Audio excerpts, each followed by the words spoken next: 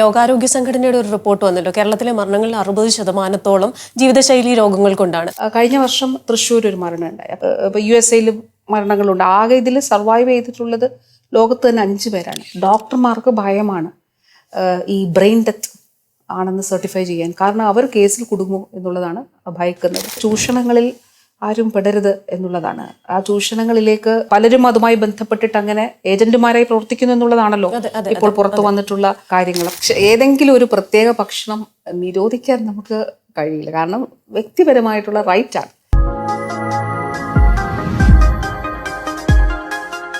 നമസ്കാരം. എല്ലാ ദിവസവും വരുന്ന രാഷ്ട്രീയ ആരോപണ പ്രത്യാരോപണങ്ങളൊക്കെ നമ്മൾ ശ്രദ്ധിക്കാറുണ്ട്. പക്ഷെ നമ്മുടെ ആരോഗ്യ കാര്യങ്ങളിൽ നമുക്ക് എത്രത്തോളം ശ്രദ്ധയുണ്ട്, നമുക്ക് എത്രത്തോളം ഉത്തരവാദിത്വമുണ്ട്? നമ്മുടെ ഓരോരുത്തരുടെയും ആരോഗ്യം നമ്മുടെ ഉത്തരവാദിത്തമാണ്.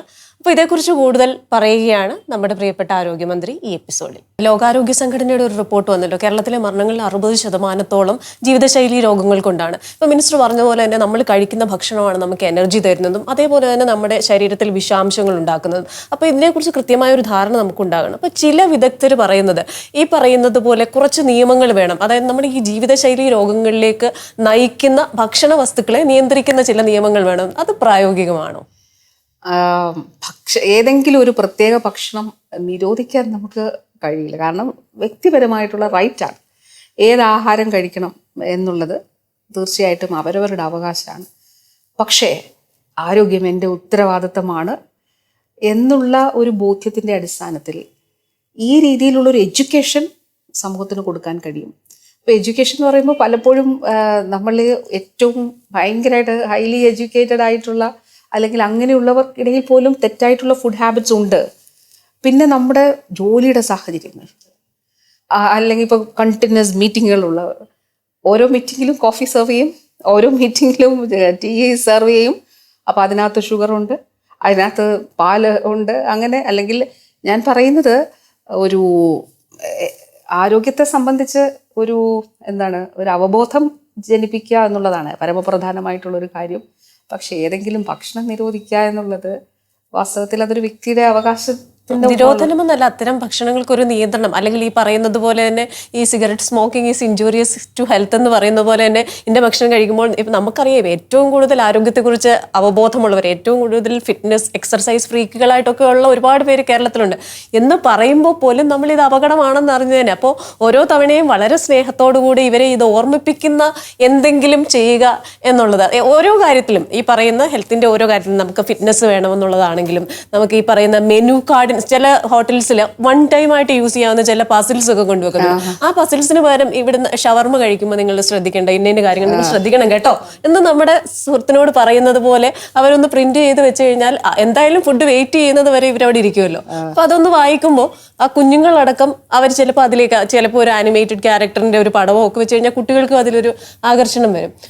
നമ്മുടെ IEC ആക്ടിവിറ്റീസിന്റെ ഭാഗമായിട്ടുള്ള കാര്യങ്ങൾ തീർച്ചയായിട്ടും IEC ആക്ടിവിറ്റീസ് ഒക്കെ ചെയ്യുന്നുണ്ട്. ഈ കാര്യങ്ങൾ കൂടി നമുക്ക് നോക്കാം, പരിഗണിക്കാം. അത് ഈ റെസ്റ്റോറൻറ്റ്സിലും ഹോട്ടൽസും വഴി കൂടി അവരുടെ കൂടി അതിപ്പോൾ നമ്മൾ വകുപ്പ് ചെയ്യുന്നുണ്ട് ഇപ്പൊ ഈ പറഞ്ഞതുപോലെയുള്ള കാര്യങ്ങൾ. പക്ഷെ ഞാൻ പറയുന്ന ഒരു അല്ലെങ്കിൽ നമുക്ക് മനസ്സിലാവുന്ന ഒരു കാര്യമുണ്ട്. എല്ലാ വർഷവും പറയും നമ്മൾ വീടിനുള്ളിലെ ചെടിച്ചട്ടികളുടെ അടിയിലെ ട്രേ കൊതുകിന് സോഴ്സാകാം, നിങ്ങളെടുത്ത് കളയണം, ഫ്രിഡ്ജിൻ്റെ അടിയിലെ ട്രേ പ്രശ്നമാകാം, എടുത്ത് കളയണം. പക്ഷെ ഇതൊക്കെ നമ്മൾ കേട്ട് പോകുന്ന പോലെ അങ്ങനെ ആകാതെ കുറച്ച് ഒരു ക്രിയാത്മകമായിട്ടുള്ള ഇങ്ങനെയുള്ള കാര്യങ്ങൾ നമുക്ക് നോക്കാം. അതെ, നമ്മൾ ഈ പറയുന്ന പോലെ ആ കുപ്പികൾ കൊണ്ടുവച്ചപ്പോഴേ ആൾക്കാർ വളരെ താല്പര്യത്തോടു കൂടെ കുപ്പികളിൽ കുപ്പികൾ കൊണ്ടിടുന്നുണ്ട്. അപ്പൊ അങ്ങനെയൊക്കെയുള്ള കാര്യങ്ങൾ എനിക്ക് തോന്നുന്നു കുറച്ച് രീതിയിൽ ചെയ്താൽ നന്നായിരിക്കുമെന്ന് തോന്നുന്നു. അത് നമുക്ക് നോക്കാം. അവരുടെ കൂടി ഉത്തരവാദിത്തമാകുന്നത്, അതായത് ആ സ്ഥാപനങ്ങളുടെ കൂടി ഉത്തരവാദിത്തമാകുന്ന നിലയിലേക്ക് നോക്കാം. അതെ, എല്ലാ സംരംഭങ്ങളും വിജയിക്കണം. പക്ഷെ ഈ പറയുന്നത് പോലെ നന്മ ചെയ്തുകൊണ്ട് നല്ലത് സെർവ് ചെയ്തുകൊണ്ടായിരിക്കണം ആ വിജയം എന്നുള്ളതാണ്. അതുപോലെ മിനിസ്റ്റർ, ഈ ക്ലൈമറ്റ് ചേഞ്ച്, കാലാവസ്ഥാ വ്യതിയാനം ഒരുപാട് മാറ്റങ്ങളുണ്ട്. അപ്പോൾ അതിന് ആരോഗ്യവകുപ്പ് ഒരുപാട് കാര്യങ്ങൾ അതിനെക്കുറിച്ച് ഇപ്പം ഞാൻ ഇവിടെ വരുമ്പോൾ തന്നെ മിനിസ്റ്ററുടെ ഓഫീസിന്റെ മുമ്പിൽ തന്നെ വെച്ചിട്ടുണ്ട്. പക്ഷേ ഈ ക്ലൈമറ്റ് ഡിപ്രഷൻ എന്ന് പറയുന്ന ഒരു കോൺസെപ്റ്റിനും കൂടി ഇപ്പോൾ പ്രാധാന്യമുണ്ടെന്ന് പറയുന്നു. അപ്പോൾ ഈ ക്ലൈമറ്റ് ചേഞ്ച് ഉണ്ടാകുമ്പോൾ ചൂട് കൂടുമ്പോൾ പലർക്കും അത് മാനസിക സമ്മർദ്ദം, ഡിപ്രഷൻ ഇതിലേക്കൊക്കെ നയിക്കുന്നു എന്ന് പറയുന്നു. അപ്പോൾ ആ രീതിയിൽ നമ്മൾ പഠനങ്ങൾ നടത്തിയിട്ടുണ്ടോ? നമ്മൾ ഇക്കാര്യം ഒന്ന് ചർച്ച ചെയ്തിട്ടുണ്ട്. പ്രത്യേകിച്ച് ഈ ഒരു കാലഘട്ടത്തിൽ ഈ അവസാനം പറഞ്ഞത്, അതായത് ഈ വ്യക്തികളിൽ പ്രത്യക്ഷത്തിൽ രോഗാവസ്ഥ അല്ലെങ്കിൽ പോലും മാനസികമായിട്ട് എങ്ങനെ ബാധിക്കുന്നു എന്നുള്ളതും അതിൽ. പക്ഷെ ശാരീരിക അവസ്ഥകളിൽ തന്നെ ഈ ഒരു സമ്മർ സീസണിൽ ഏറ്റവും കൂടുതൽ പറഞ്ഞിട്ടുള്ളത് സ്ത്രീകളാണ്. അതെ. അതിനൊരു സയന്റിഫിക് ബേസ് ഇല്ല ഈ പറഞ്ഞ, പക്ഷെ അങ്ങനെയുണ്ടോ, പ്രശ്നമുണ്ടോ എന്നുള്ളത്. അപ്പം ഏതായാലും അതൊന്നും നമ്മൾ ചർച്ചയുടെ ഭാഗമായിട്ട് വന്നിട്ടുണ്ട്. ഇപ്പം ആദ്യം പറഞ്ഞ കാലാവസ്ഥാ വ്യതിയാനം സംബന്ധിച്ച് അത് നേരിട്ട് നമ്മുടെ പൊതുജനാരോഗ്യത്തെ ബാധിക്കുന്ന ഒരു കാര്യമാണ്. ഇപ്പോൾ ഒരു കാര്യം പറഞ്ഞാൽ, ഇപ്പോൾ നമ്മുടെ അമീബിക് മെനിഞ്ചോ എൻകെഫലൈറ്റിസ്, അപ്പോൾ അത് കൊണ്ട് ഒരു കുഞ്ഞ് കോഴിക്കോട് മരിക്കുന്ന ഒരു സാഹചര്യമുണ്ടായി. കഴിഞ്ഞ വർഷം തൃശ്ശൂർ ഒരു മരണം ഉണ്ടായി. അപ്പം എക്സ്പേർട്സും ആ ഒരു ചർച്ചയിൽ എന്തുകൊണ്ടാണ് ലോകത്ത് മുഴുവൻ ഉള്ളതാണ്. ഇപ്പോൾ USA മരണങ്ങളുണ്ട്. ആകെ ഇതിൽ സർവൈവ് ചെയ്തിട്ടുള്ളത് ലോകത്ത് തന്നെ 5 പേരാണ്. അതായത് ഇതിൻ്റെ ഒരു മോർട്ടാലിറ്റി റേറ്റ് 99% ആണ്, 99.9 എന്നുള്ളതാണ് പറയുന്നത്.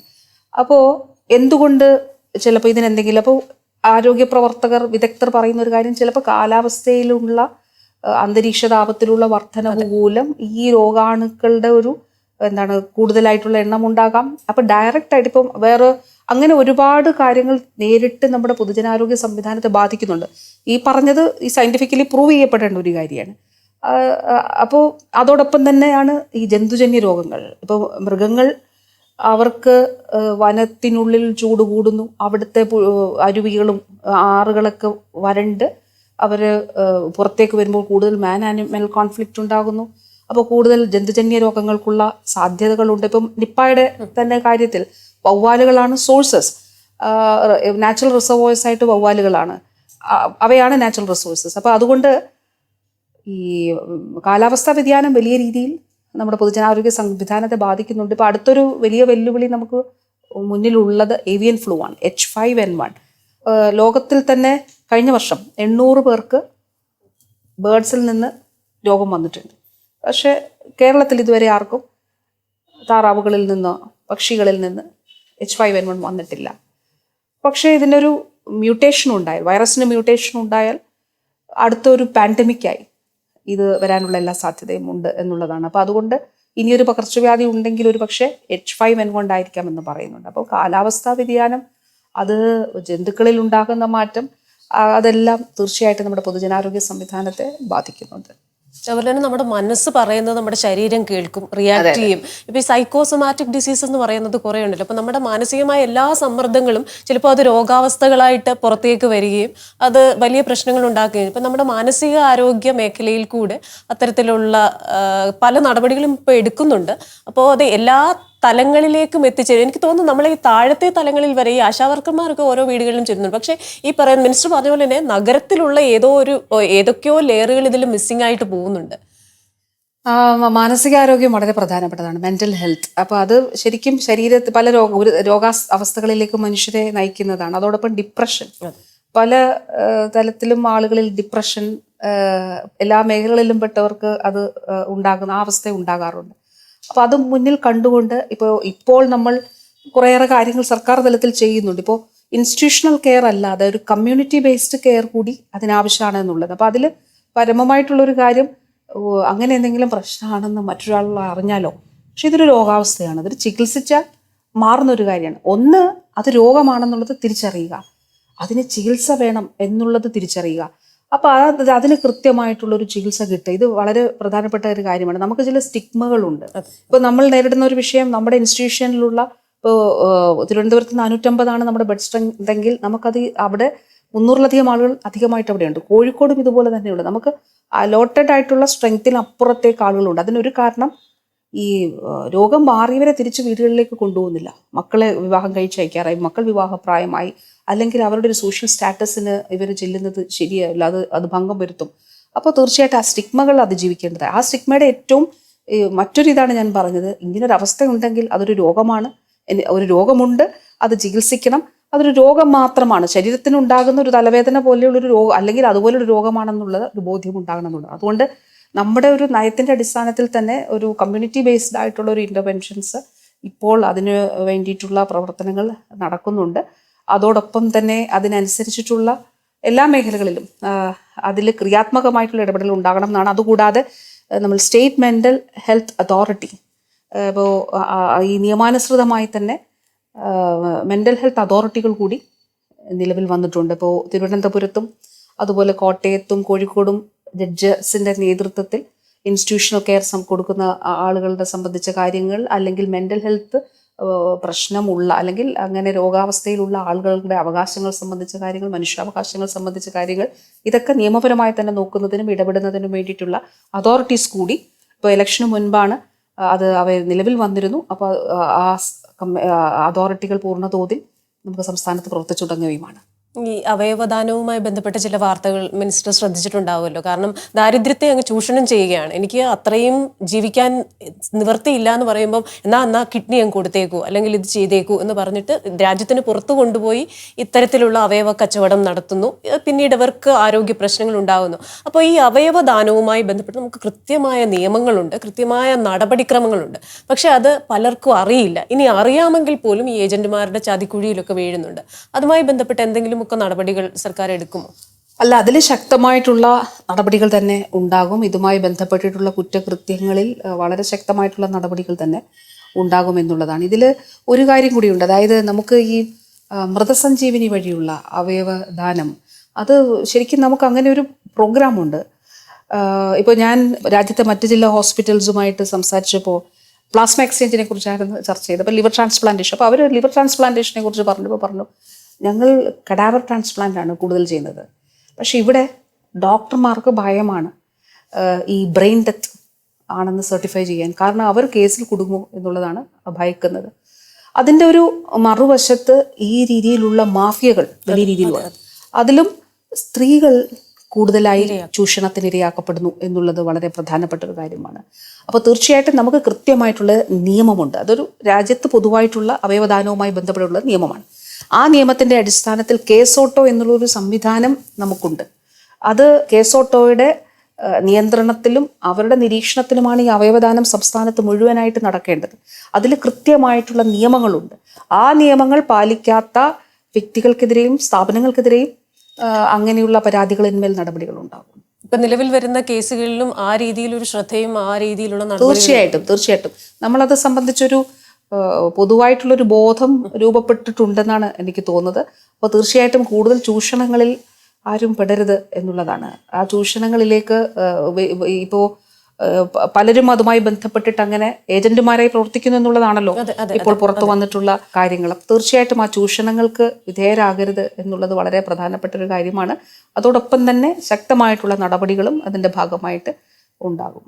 മിനിസ്റ്റർ, ഒരു കാര്യം കൂടെ, നമ്മുടെ ഈ മാനസികാരോഗ്യവുമായി ബന്ധപ്പെട്ട ഒരു ക്യാമ്പയിനിൽ ചില സൈക്യാട്രിസ്റ്റുകൾ പറഞ്ഞാണ് നമ്മുടെ ജുവനൈൽ ഹോംസിലൊക്കെ വരുന്ന കുഞ്ഞുങ്ങൾ, അപ്പോൾ അവരൊരു കറക്ഷൻ ഹോംസ് എന്ന രീതിയിലേക്ക് വരുന്നു എങ്കിൽ പോലും അതിനുശേഷം അവരെ വലിയ രീതിയിൽ ചൂഷണം ചെയ്യുന്നു എന്ന് പറയുന്നു. പക്ഷെ ഇവരാരും നേരെ വന്ന് പറയാൻ തയ്യാറാവുന്നില്ല. അപ്പോൾ അത്തരത്തിൽ നമ്മുടെ ഈ ജുവനൈൽ ഹോംസിലുള്ള കുഞ്ഞുങ്ങൾ, അല്ലെങ്കിൽ ഈ പറയുന്ന മാതാപിതാക്കൾ ജയിലിൽ കിടക്കുമ്പോൾ നമ്മൾ കുഞ്ഞുങ്ങൾക്ക് സംരക്ഷണം, അവിടെ അവർക്ക് ഏതെങ്കിലും തരത്തിലുള്ള ചൂഷണങ്ങൾ ഉണ്ടാകുന്നതായിട്ട് ശ്രദ്ധയിൽപ്പെട്ടിട്ടുണ്ടോ?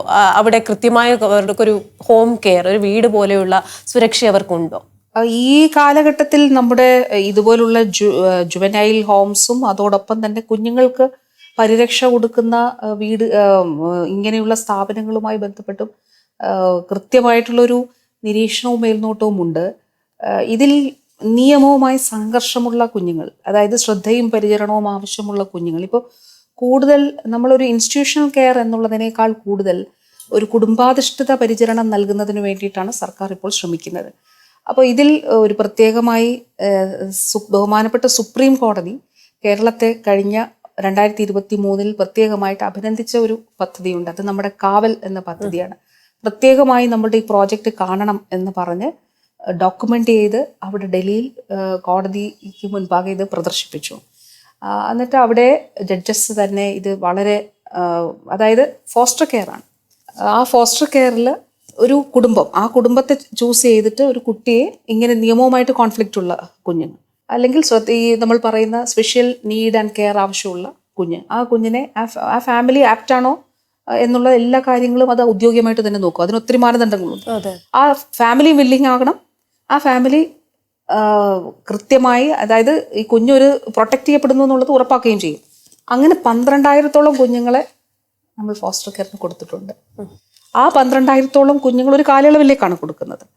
അവർക്ക് ആ ഒരു കുടുംബാധിഷ്ഠിത പരിചരണം ലഭിക്കുന്നത്. എന്നിട്ട് അതിൽ 1000 കുഞ്ഞുങ്ങളെ ആ ഫാമിലികൾ തന്നെ അഡോപ്റ്റ് ചെയ്തിട്ടുണ്ട്. നമ്മുടെ മുന്നിൽ ഒരു അനുഭവം കൂടിയുണ്ട്. അത് 18 വയസ്സ് 4 മാസത്തിന് ശേഷം 18 വയസ്സാവുന്നു. 17 വയസ്സ് ഉള്ള ഒരാൾക്ക് വേണ്ടി അഡോപ്റ്റ് ചെയ്യണം. ആ 4 മാസം കഴിഞ്ഞാൽ പിന്നെ അഡോപ്റ്റ് ചെയ്യാൻ പറ്റില്ലല്ലോ. ആ ഒരു കുട്ടിക്ക് വേണ്ടിയിട്ടൊരു ഫാമിലി വന്നൊരു സാഹചര്യം നമ്മുടെ മുന്നിലുണ്ട്. അപ്പോൾ എനിക്കതിൽ കേരളത്തിൻ്റെ പൊതുസമൂഹത്തോടാണ് അഭിനന്ദനം പറയാനുള്ളത്. എത്ര വലിയ കാര്യമാണ് നമ്മളൊന്ന് ആലോചിച്ച് നോക്കിയാൽ. അതായത് ഒരു കുഞ്ഞും ഒരു കുറ്റവാളിയായിട്ട് ജനിക്കുന്നില്ലല്ലോ. ഗർഭാവസ്ഥയിൽ തന്നെ, അമ്മയുടെ ഗർഭാവസ്ഥയിൽ തന്നെ ചിലപ്പോൾ ആ കുഞ്ഞിൻ്റെ ഉണ്ടാകുന്ന മാനസികമായ പ്രശ്നങ്ങൾ പിന്നീട് ജനിച്ചു കഴിഞ്ഞാൽ ചിലപ്പോൾ ഉപേക്ഷിക്കപ്പെട്ടതായിരിക്കും, കുഞ്ഞായിരിക്കാം. അതല്ലെങ്കിൽ കുഞ്ഞിനുണ്ടാകുന്ന കുഞ്ഞ് വിക്റ്റിമായിരിക്കും, അല്ലെങ്കിൽ അതിക്രൂരവും കഠിനവുമായിട്ടുള്ള ജീവിത സാഹചര്യം. അതിലൂടെയാണല്ലോ ആ വ്യക്തിയുടെ രൂപപ്പെടുന്നത്. ഒരു അങ്ങനെയാണ് അവർക്ക് സമൂഹത്തോട് ഒരു റിബലായി നിൽക്കുന്നത്. നിയമത്തോട് കോൺഫ്ലിക്റ്റ് ഉണ്ടാകുന്നത് അപ്പോഴാണ്. ശ്രദ്ധയും പരിചരണവും അവിടെയാണ് വേണ്ടത്. അപ്പോൾ തീർച്ചയായിട്ടും അങ്ങനെയുള്ള കുഞ്ഞുങ്ങളെ നമ്മളുടെ ഒരു നയം അതാണ്. ഇൻസ്റ്റിറ്റ്യൂഷണൽ കെയറിനേക്കാളും കൂടുതൽ അത് ഒരു ഡീഇൻസ്റ്റിറ്റ്യൂഷണലൈസേഷൻ എന്നുള്ളതാണ് നമ്മുടെ ഒരു പ്രത്യേകമായിട്ടുള്ള ഒരു കാഴ്ചപ്പാട്. അതോടൊപ്പം തന്നെ കുടുംബാധിഷ്ഠിത കെയർ എന്നുള്ളതാണ് നമ്മളുടെ കാഴ്ചപ്പാട്. അതുപോലെ ഓരോ തവണയും ഏറ്റവും കൂടുതൽ പഴി കേൾക്കുന്നത് ഈ ആരോഗ്യ പ്രവർത്തകർക്ക് മർദ്ദനമേൽക്കുന്നു, അവർ പല രീതിയിൽ അവർ പ്രതിഷേധങ്ങൾക്കിരയാകുന്നു എന്നുള്ളത്. അപ്പോൾ ഈ ഡോക്ടർ സാറായിഷോ പറഞ്ഞ ഒരു കാര്യമുണ്ട്, പലപ്പോഴും ആ രോഗിയും ബന്ധുക്കളുമായി ഒരു കൃത്യമായ ആശയവിനിമയം, ഒരു റാപ്പോ, ഒരു സ്നേഹം ക്രിയേറ്റ് ചെയ്യാൻ ആരോഗ്യ പ്രവർത്തകർക്കാകുന്നില്ലേ എന്നൊന്ന് ശ്രദ്ധിക്കണം എന്ന് ഒരു പോയിന്റ് പറഞ്ഞിരുന്നു. അപ്പോൾ എനിക്ക് തോന്നുന്നു കുറച്ചുകൂടെ ആ ഒരു ആശയവിനിമയം മെച്ചമാക്കി കഴിഞ്ഞാൽ അത്തരത്തിലുള്ള, ഇപ്പോൾ ഡോക്ടർ വന്ദനാദാസിൻ്റെ കേസ് തൊട്ട് എത്രയോ കേസുകൾ നമുക്കറിയാം ഈ കഴിഞ്ഞ ദിവസങ്ങളിലൊക്കെ സംഭവിച്ചുകൊണ്ടിരിക്കുന്നത്. അപ്പോൾ എനിക്ക് തോന്നുന്നു ഈ പറയുന്ന ഡോക്ടേഴ്സിൻ്റെ നമുക്ക് എത്രയോ മികച്ച ഡോക്ടേഴ്സ് ഉണ്ട്, എത്രയോ നല്ല ഡോക്ടേഴ്സിനെ നമുക്ക് നേരിട്ട് പരിചയമുണ്ട്. അപ്പോൾ ആ രോഗികളിലേക്ക് ഈ ഒരു സ്നേഹം സന്നിവേശിപ്പിക്കാൻ ആരോഗ്യ പ്രവർത്തകർ കുറച്ചുകൂടി ശ്രദ്ധിക്കണമെന്ന രീതിയിൽ ഡോക്ടർ സാറായിഷോ പറയുകയുണ്ടായി. ഡോക്ടർ സാറായിഷോ എനിക്കറിയാം, വളരെ വ്യക്തിപരമായി വളരെ നല്ലൊരു ഡോക്ടറാണ്, ഭയങ്കര എഫിഷ്യൻറ്റുമാണ്, ഡോക്ടറുടെ മേഖലയിൽ ഭയങ്കര മിടുക്കിയാണ്.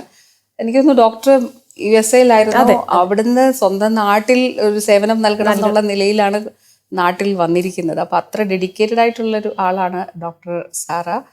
അപ്പോൾ ഈ ഒരു വിഷയം നമ്മൾ ഈ നിയമം നിർമ്മിക്കുമ്പോൾ 2023 ഇതുമായി ബന്ധപ്പെട്ടുള്ള നിയമം നിർമ്മിക്കുമ്പോഴും ഈ പ്രശ്നം ഉണ്ടാകുന്നതിനുള്ള കാരണം എന്തൊക്കെ എന്നുള്ളതിൽ പലപ്പോഴും ഈ ഒരു വിഷയമുണ്ട്. അതായത് ആ രോഗിയുടെ അവസ്ഥ സംബന്ധിച്ച് ചിലപ്പോൾ ഒരു ബന്ധുക്കൾക്ക് അറിഞ്ഞുകൂടായിരിക്കാം.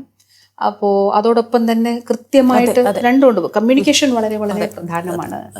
അപ്പോൾ അതുകൊണ്ട് അതിനു വേണ്ടിയിട്ടുള്ള ഇടങ്ങൾ തന്നെ ഉണ്ടാക്കണം എന്നുള്ളതാണ്. ഇപ്പോൾ ഡോക്ടേഴ്സിൻ്റെ ഭാഗത്തു നിന്ന് നമ്മൾ നോക്കുമ്പോൾ ഗവൺമെൻറ് മെഡിക്കൽ കോളേജിലൊക്കെ ഒരു ദിവസം കാണുന്ന രോഗികളുടെ എണ്ണം വളരെ കൂടുതൽ. ഇപ്പോൾ പലപ്പോഴും നമ്മൾ വാർത്തയിൽ വരുന്ന ഒരു കാര്യമാണ്, രോഗി താഴെ കിടക്കുന്നു, പക്ഷേ നമുക്കിപ്പോൾ അവിടെയുള്ള പേഷ്യൻസിനെ നോക്കിയാൽ അതിൻ്റെ ഇരട്ടിയായിരിക്കും. അപ്പോൾ ഒരാളും വരുമ്പോൾ ചികിത്സിക്കാൻ പറ്റില്ല എന്ന് പറഞ്ഞ് തിരിച്ചുവിടില്ല. അപ്പോൾ അത് വലിയ ഇഷ്യൂ, അത് മെഡിക്കൽ കോളേജ് ചികിത്സ നിഷേധിച്ചു എന്നുള്ളതായിരിക്കും വാർത്ത. അതല്ല എങ്കിൽ ഈ കോഴിക്കോടിലെ ഒരു അനുഭവം ഉണ്ടായി, നമ്മൾ ബാക്ക് റെഫറൽ ചെയ്യും. അതായത് ഒരു പരിചരണം കൊടുത്തു, മെഡിക്കൽ കോളേജ് ടെർഷറി കെയറിൽ ആവശ്യമുള്ള പരിചരണം കൊടുത്തു, ഇനി ജില്ലാ ആശുപത്രിയിൽ ടേക്ക് കെയർ ചെയ്താൽ മതി. അപ്പോൾ ബാക്ക് റെഫർ ചെയ്തു ജില്ലാ ആശുപത്രിയിലേക്ക്. അപ്പോൾ വന്ന് ഭയങ്കര വാർത്ത, ഈ അവസ്ഥയിലുള്ള രോഗിക്ക് ചികിത്സ നിഷേധിച്ച് ജില്ലാ ആശുപത്രിയിലേക്ക് വിടുന്നു. അപ്പോൾ ഇങ്ങനെയൊക്കെയുള്ള സാഹചര്യത്തിൽ എന്ത് ചെയ്യുന്നു വെച്ചാൽ അവിടെ തന്നെ ഡോക്ടേഴ്സ്, ഇത് ഭയങ്കര പ്രശ്നമാണല്ലോ ഇങ്ങനെയുള്ള സമ്മർദ്ദങ്ങൾ. അതോടൊപ്പം ഇത്ര നമ്പർ ഓഫ് പേഷ്യൻസ്, അതുകൊണ്ടാണ് ഈ നമ്പർ ഓഫ് പേഷ്യൻസ് കൂടുന്നത്. ആ രീതിയിലെല്ലാം ഉണ്ടാകാം. അതോടൊപ്പം വരുന്ന ആളുകളുടെ എണ്ണം വളരെ കൂടുതലാണ്. അപ്പോൾ അതിൽ ചിലപ്പോൾ നമുക്ക് വ്യക്തിപരമായിട്ടുള്ള ഒരു അങ്ങനെ ചെയ്യുന്ന ഒരുപാട് ഡോക്ടേഴ്സ് ഉണ്ട്, പക്ഷെ എല്ലാവർക്കും സാധ്യമായി എന്ന് വരില്ല. ഇപ്പോൾ ഈ കോട്ടയം മെഡിക്കൽ കോളേജിൽ ഡോക്ടർ ജയകുമാർ ഡോക്ടർ പോലുള്ള ഒരുപാട് ഡോക്ടേഴ്സ്, ഇന്നിപ്പം ഞാൻ പരിയാരത്ത് ന്യൂറോളജിയിലുള്ള ഡോക്ടർ എൻ്റെ അടുത്ത് വന്നു. ഡോക്ടർ 12 മണിക്കൂർ 13 മണിക്കൂറാണ് ജോലി ചെയ്യുന്നത്. ഇപ്പം ജയകുമാർ ഡോക്ടർ സ്വന്തം പോക്കറ്റിൽ നിന്ന് പണം എടുത്ത് കൊടുത്തിട്ട് ആംബുലൻസിൽ രോഗിയെ വീട്ടിലേക്ക് വിടുന്ന സാഹചര്യമുണ്ട്. അതുപോലെ ഭക്ഷണം കഴിച്ചില്ലെങ്കിൽ പോയി ഭക്ഷണം കഴിക്കോ എന്ന് പറഞ്ഞ് പണം എടുത്തു കൊടുക്കുന്ന ഡോക്ടേഴ്സുണ്ട്. അപ്പോൾ തീർച്ചയായിട്ടും പിന്നെ ചില സാഹചര്യങ്ങളിൽ അങ്ങനെ വന്നില്ലെങ്കിലും സംവിധാനം എന്നുള്ള നിലയിൽ നമ്മൾ ചെയ്യുന്ന ഒരു കാര്യം, അല്ലെ തീരുമാനിച്ചുള്ളൊരു കാര്യം, ICU പോലെയുള്ള ഇടങ്ങളിൽ, അത് അല്ലെങ്കിൽ ലേബർ റൂം, അല്ലെങ്കിൽ എവിടെയാണെങ്കിലും ഈ ഒരു കമ്മ്യൂണിക്കേഷൻ പ്രോപ്പറാക്കാൻ വേണ്ടിയിട്ട് ഇടങ്ങൾ ഉണ്ടാവുക എന്നുള്ളതാണ്. അത് രോഗി ഇൻഫോംഡ് ആയിരിക്കണം, അതോടൊപ്പം തന്നെ ബൈസ്റ്റാൻഡറും ഇൻഫോംഡ് ആയിരിക്കണം. രോഗി ആ അവസ്ഥയിലല്ല, കോമയിലാണ്, അബോധാവസ്ഥയിലാണെങ്കിൽ ബൈസ്റ്റാൻഡർ ഇൻഫോംഡ് ആയിരിക്കണം. അപ്പോൾ ഈ കമ്മ്യൂണിക്കേഷൻ വളരെ പ്രധാനപ്പെട്ട കാര്യമാണ്. അതാണ് ഡോക്ടർ സാറായും പറഞ്ഞത്. അത് വളരെ പ്രധാനപ്പെട്ട കാര്യമാണ്. അതെ, അത്തരത്തിലൊരു കമ്മ്യൂണിക്കേഷൻ ആശയവിനിമയം കൂടുതൽ മെച്ചപ്പെടട്ടെ. ഈ പറയുന്നത് പോലെ ഈ അത്തരത്തിലൊരു സംഘർഷം കാണുമ്പോൾ നമുക്കും വിഷമമാണ്. സാധാരണക്കാരിയായ ഒരു അമ്മ കരഞ്ഞു പറയുന്ന ചില കാര്യങ്ങളുണ്ട്. പക്ഷെ ആ അമ്മയ്ക്ക് മെഡിക്കൽ ടേംസിനെ കുറിച്ചോ അതിൻ്റെ ചികിത്സാ രീതിയെക്കുറിച്ചോ ഒന്നും അറിയില്ല. അപ്പോൾ ആ അമ്മയെ വിളിച്ചിരുത്തി അമ്മയെ വിഷമിക്കേണ്ട എന്ന് പറഞ്ഞ് ഒരു കാര്യം കമ്മ്യൂണിക്കേറ്റ് ചെയ്യുമ്പോൾ എനിക്ക് തോന്നുന്നു ചിലപ്പോൾ അത്തരത്തിലുള്ള വിവാദങ്ങൾ പോലും നമുക്ക് ഒഴിവാക്കാൻ സാധിക്കുമെന്ന് കരുതുന്നു.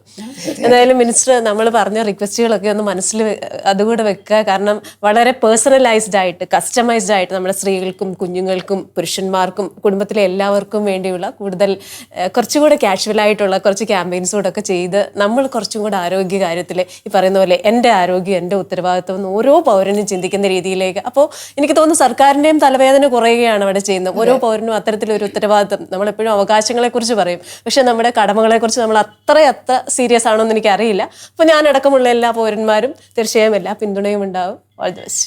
Thank you. എല്ലാ പിന്തുണയും മാധ്യമങ്ങളുടേതും ഉണ്ടാകണം എന്ന് അഭ്യർത്ഥിക്കുന്നു. പ്രത്യേകിച്ച് വ്യക്തിപരമായി വേണ്ട, പക്ഷേ ഇങ്ങനെയുള്ള ക്യാമ്പയിനുകൾക്ക് ഇങ്ങനെയുള്ള പ്രവർത്തനങ്ങൾക്ക് ഉണ്ടാകണം എന്ന് അഭ്യർത്ഥിക്കുന്നു. Thank you.